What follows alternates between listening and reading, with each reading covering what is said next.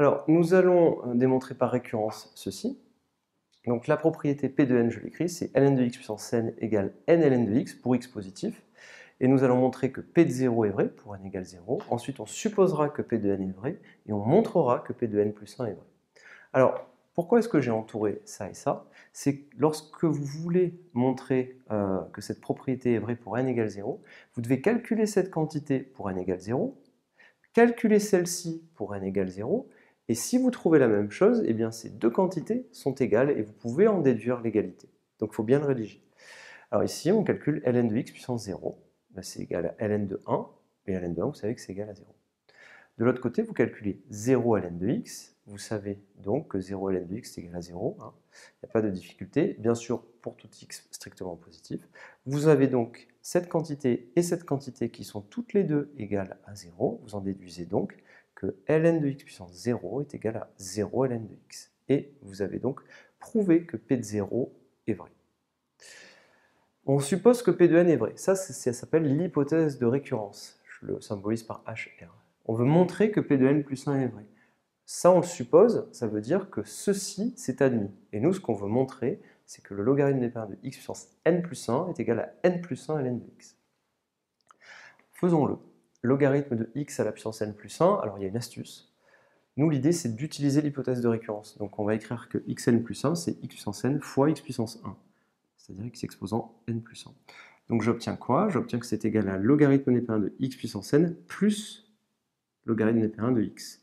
C'est dû aux puissances. Rappelez-vous, hein, x puissance n plus 1, c'est x puissance n fois x puissance 1.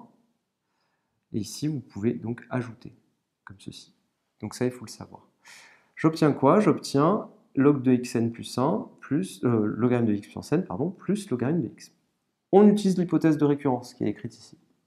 Et là, j'obtiens n logarithme népérien de x. Et là, on va pouvoir prouver notre résultat. On va factoriser par logarithme de x. Alors, logarithme de x ici, c'est comme s'il y avait écrit logarithme de x fois 1. Et donc, vous voyez bien que je factorise par logarithme de x. Et ça me fait logarithme de x. Donc, ça me fait, si je redéveloppe tout, hein, ça va me faire logarithme de x fois n. Et logarithme de x fois 1. Logarithme de x fois n. Logarithme de x fois 1. Et c'est terminé. Maintenant, P de n plus 1, on en déduit qu'on l'a. Regardez. ln de x puissance n plus 1, c'est bien égal à n plus 1, ln de x, P de n plus 1 est donc vrai. On va conclure. Donc pour conclure, sur la copie, il faut bien l'écrire. Vous mettez, on a P de 0 qui est vrai, P de n et qui est vrai entraîne P de n plus 1 vrai. Par récurrence, on peut déduire que pour tout n, P de n est vrai, tout simplement. Voilà pour cette petite vidéo. Il faut connaître vraiment ces trois résultats. Ici, immédiatement, quand vous voyez ça, vous dites « Ah oui, on peut le faire par récurrence, c'est pas difficile ». Et je vais vous donner une petite astuce pour bien le comprendre. Regardez, hein, si vous voulez juste vous en rappeler, il n'y a pas du tout de difficulté pour s'en souvenir parce que c'est très évident en fait. Regardez juste hein, le petit moyen de mémotechnique. Donc si vous voulez calculer logarithme népérien de x puissance 3, c'est logarithme de x fois x fois x.